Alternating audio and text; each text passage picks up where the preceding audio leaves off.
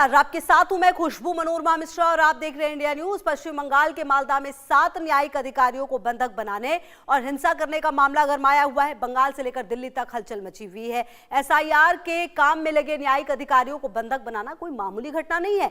NIA की team जांच के लिए मालदा के मोथाबाई पहुंच चुकी है। हिंसा मामले में मास्टरमाइंड बताए जा रहे मुफकरुल इस्लाम समेत 35 लोगों को गिरफ्तार किया गया है। मालदा की घटना पर सुप्रीम कोर्ट ने स्वतः संज्ञान लेते हुए इसे सोची समझी साजिश बताया। क्या बंगाल चुनाव को प्रभावित करने के लिए हिंसा की साजिश रची गई? मालदा में हिंसा का चुनाव पर असर पड़ेगा? ये अपने आप में वो सवाल हैं जिसके जवाब आने वाले समय में मिलेंगे। बहरहाल आपको बता दें कि मालदा में जो हिंसा हुई है, क्या असर पड़ेगा, इसको अगर आप समझें और देखें तो कहीं ना कहीं आपको ये समझना होगा कि जिस तरह की हरकत की गई है वो कोई आसान बात नहीं हुई, कोई ऐसी घटना नहीं जिसका जिक्र नहीं होगा। क्योंकि आप समझिए ये घटना ऐसी थी जिसका खुद स्वतः संज्ञान सुप्रीम कोर्ट ने लिया और इस पूरे मामले की अब एनआईए जांच हो रही है। कई ऐसे खुलासे हो रहे हैं जिससे यह पता चल रहा है कि क्या सचमुच चुनाव में असर डालने के लिए हिंसा करने की कोई साजिश थी। यह अपने आप में वो सवाल है जिसके जवाब आने वाले समय में मिलेंगे। एक रिपोर्ट देखिए।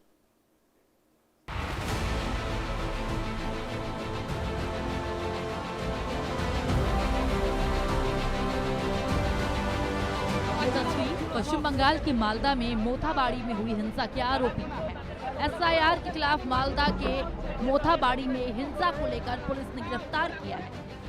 मोथाबाड़ी हिंसा में अब तक 35 लोगों की गिरफ्तारी। हिंसा मामले में पुलिस ने दर्ज की 19 एफआईआर। बागडोगरा एयरपोर्ट से 2 मुख्य आरोपी गिरफ्तार। मुफकरुल इस्लाम और अकरमुल बगानी गिरफ्तार। राज्य से भागने की फिराक में थे दोनों आरोपी।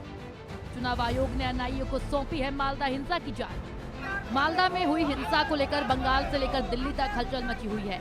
सुप्रीम कोर्ट के निर्देश के बाद चुनाव आयोग ने एनआईए को मामले की जांच सौंपी है। We have registered total of 19 cases as of now, and we have arrested around 35 people, and the further investigation is on. There may be further arrests.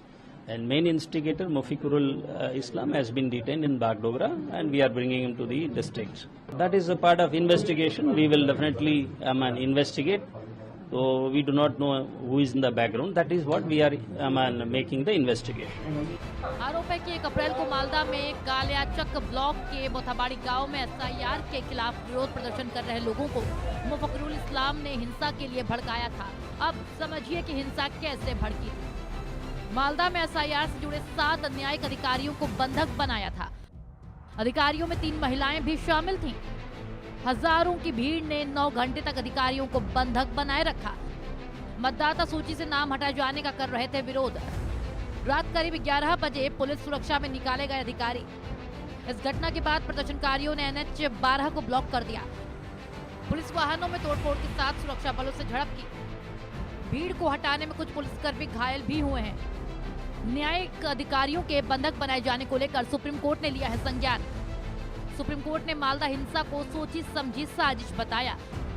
उधर हिंसा करने वाले प्रदर्शनकारियों से मुख्यमंत्री ममता बनर्जी हमदर्दी जता रही हैं। जिन लोगों ने कानून को हाथ में लिया, न्यायिक अधिकारियों को 9 घंटे तक बंधक बनाया, फिर नेशनल हाईवे को जाम कर उत्पात मचाया, पुलिस पर हमला बोला, उन्हें मुख्यमंत्री ममता बनर्जी दुखी और हताश बता रही हैं।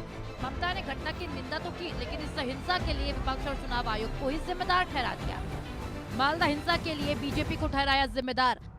बाहर से गुंडे लाते हैं, गुंडाई कराते हैं, जजों को भी नहीं छोड़ते। मालदा में न्यायिक अधिकारियों को बंधक बनाने की घटना को लेकर खड़गपुर सदर से बीजेपी उम्मीदवार दिलीप घोष ने टीएमसी को आड़े हाथों लिया। दिलीप घोष ने बंगाल में न्याय व्यवस्था नहीं होने का आरोप लगाया। देखिए, हम लोग पहले से ही बोल रहे हैं, बंगाल में कानून व्यवस्था नाम की कोई चीज है ही नहीं। जो न्यायाधीश है वो रास्ता में नहीं निकल सकते, उनको घेराव किया जाएगा, उनके ऊपर आक्रमण होगा। इसके पहले भी हाई कोर्ट में न्यायाधीश के चेंबर में घुस करके वहाँ नाराबाजी हुआ, घेराव हुआ, कोर्ट को चलने नहीं दिया गया। ये बार बार हो रही है। तो जहाँ विचारक न्यायाधीश ही कटघरे में घेराव करके रास्ता में रखा जा रहा है, तो न्याय व्यवस्था कहाँ रुका हुआ है, कहाँ है बंगाल में? सारा दुनिया के सामने हमको शर्मिंदा होना पड़ रहा है। पूर्व केंद्रीय मंत्री मुख्तार अब्बास नकवी भी मालदा की हिंसक घटना को टीएमसी और ममता बनर्जी की झुंझलाहट बता रहे हैं।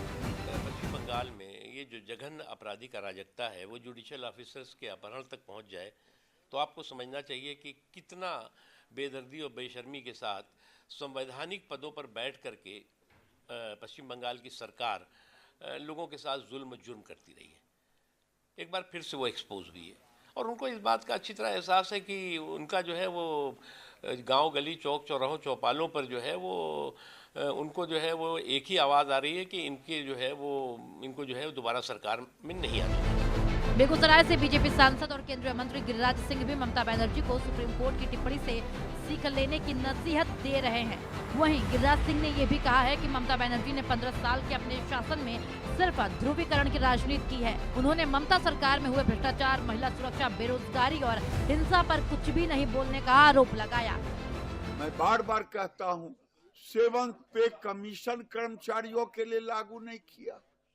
सुप्रीम कोर्ट ने जो टिप्पणी की है, मैं सुप्रीम कोर्ट से निवेदन करूंगा कि ममता बनर्जी के रहते वहां निष्पक्ष चुनाव नहीं हो सकता और ममता बनर्जी पूरे सरकारी कर्मचारियों का राजनीतिकरण कर दी, इसलिए लोगों का भरोसा।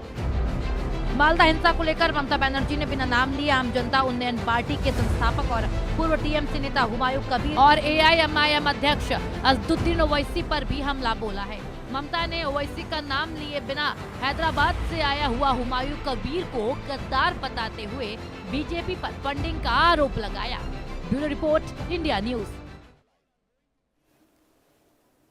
अब देखिए, जो बातें लगातार कही गई हैं इस रिपोर्ट में, मालदा हिंसा का मास्टरमाइंड बताए जा रहे मुफक्रुल इस्लाम की कुछ तस्वीरें सामने आई। इन तस्वीरों को मुख्यमंत्री ममता बनर्जी के साथ मंच साझा करते हुए भी दिखाया जा रहा है।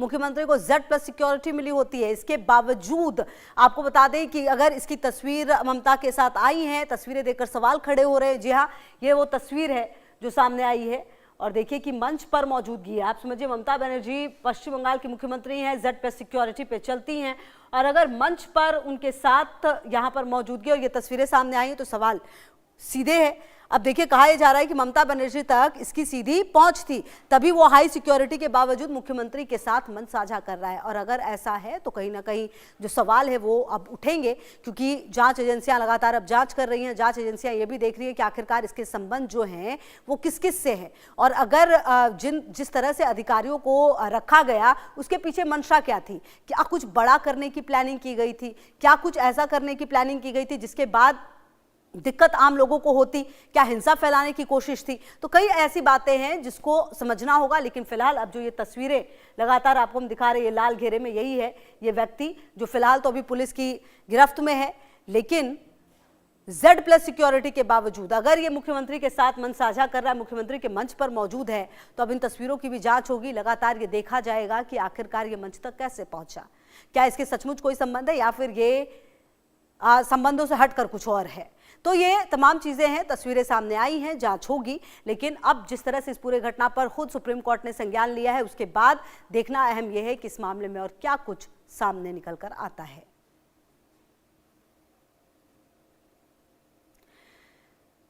तो आपको बता दें कि इस पूरे घटनाक्रम में आज NIA की टीम पहुंची है। NIA की टीम ने लगातार जांच की है और इस पूरे घटनाक्रम में जो लोग हैं उनको भी पकड़ा जा रहा है।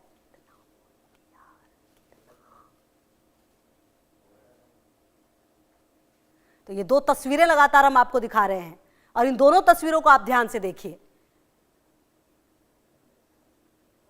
ये दो तस्वीरें बताती हुई हैं कि किस तरह से इसकी मौजूदगी इस मंच पर है और अगर इस मंच पर मौजूदगी है तो उसके पीछे के क्या कारण हैं ये देखने होंगे।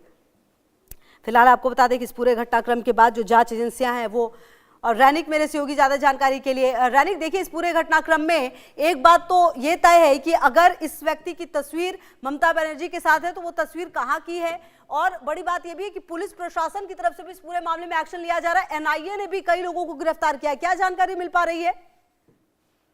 देखिए, एकदम ही जो तस्वीर सामने आया है उस तस्वीर में देखने को मिल रहा है कि मालदा में तृणमूल कांग्रेस का एक प्रोग्राम के दौरान ममता बनर्जी की तरफ से बयान दिया जा रहा है और ममता बनर्जी के पीछे वाले जो रो है उस रो में है मफिकुल, जो कि इस पूरा घटना में मेन एक्यूज है।